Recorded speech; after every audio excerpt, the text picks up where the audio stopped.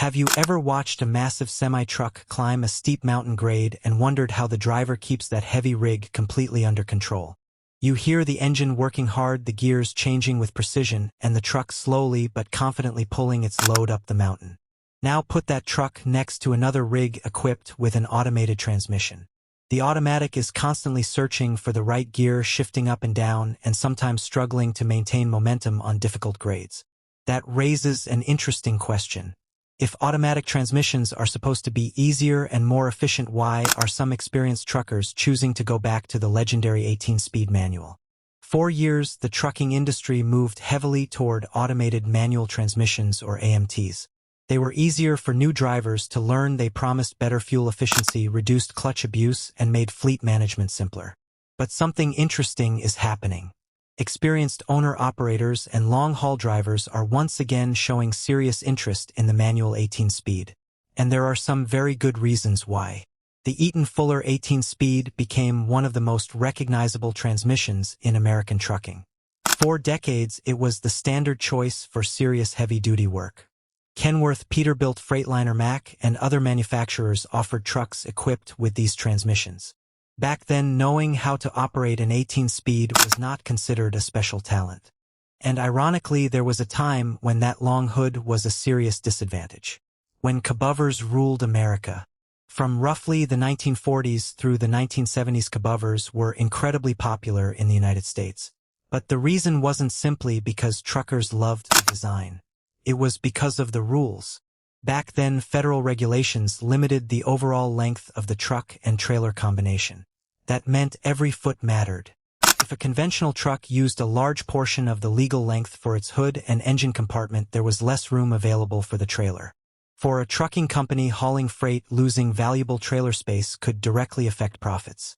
The cabover solved that problem. By placing the engine underneath the driver, manufacturers could build a much shorter tractor while giving the trailer more usable length. For an owner-operator trying to maximize every load, that was a huge advantage. The cabover wasn't just practical. It made economic sense. And for decades, it was one of the smartest choices a trucker could make. Then came 1982, and everything changed. The 1982 rule change. 1982 was a turning point for American trucking. Before this change, the overall length rules made the compact cabover design extremely valuable. But the federal regulations changed how trailer length was treated. A maximum trailer length of 53 feet became the standard for many long-haul operations, and crucially, the tractor cab was no longer eating into that trailer length calculation in the same way.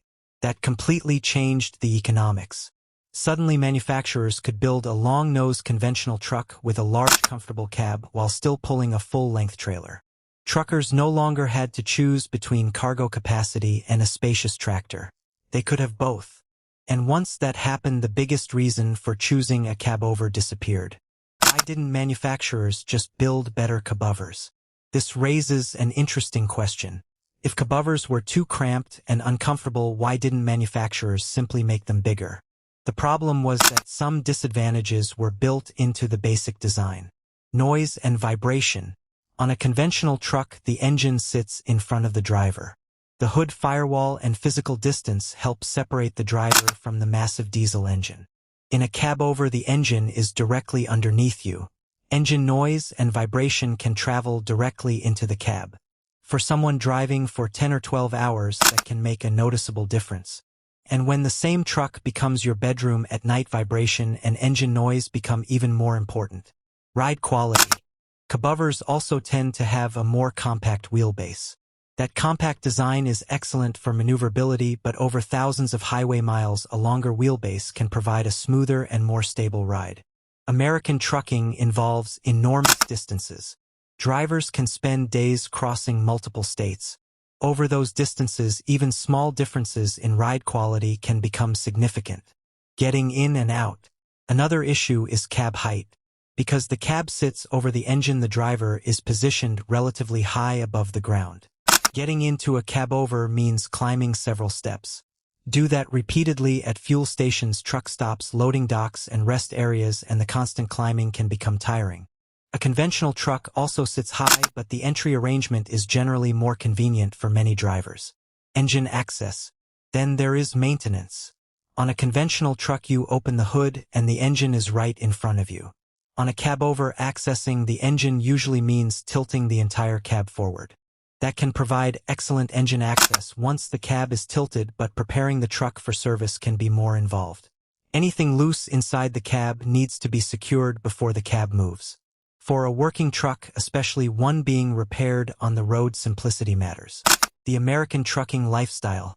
But perhaps the biggest reason cabovers lost the American market wasn't mechanical. It was lifestyle. Large trucking companies have different priorities from owner-operators.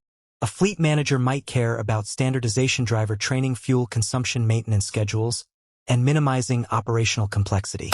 An owner-operator looks at the equation differently. That truck is their business. They pay the repair bills. They deal with downtime. They choose the equipment. And they often have years or even decades of experience behind the wheel. So when an experienced owner-operator chooses an 18-speed, it is usually not because they dislike technology. It is because they understand exactly what they want from their truck. For some drivers, the manual transmission is simply part of the relationship they have with their equipment. They know how the truck sounds. They know how the engine feels. They know when something is not right. And they know exactly which gear they want before the truck reaches the hill. That experience is difficult for a computer to replace. Another major factor is long-term ownership. A truck is not just about the purchase price. You have to consider maintenance, repairs, downtime, parts availability, and resale value. An automated transmission may perform extremely well when everything is working correctly. But when an electronic or mechanical component fails, diagnosis and repair can sometimes require specialized equipment and technicians. Still, the conventional layout provides a physical buffer that many American drivers appreciate. And when you combine safety concerns with comfort, ride quality, maintenance, and the new length regulations, the conventional truck became increasingly attractive. Did cabovers completely disappear? Not at all. They mostly disappeared from American long-haul freight.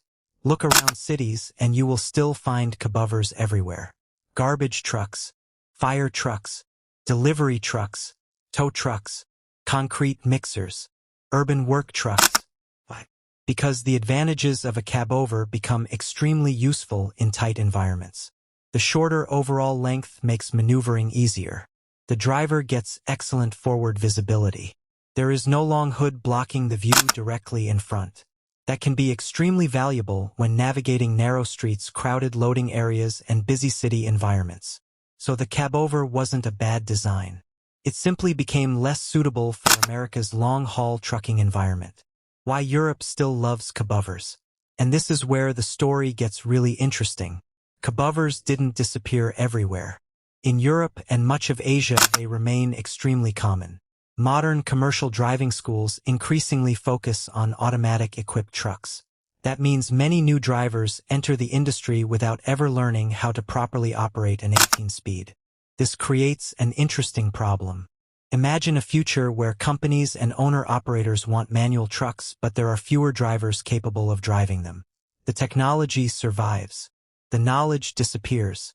That is why experienced truckers and trainers who still teach manual transmission skills are so important.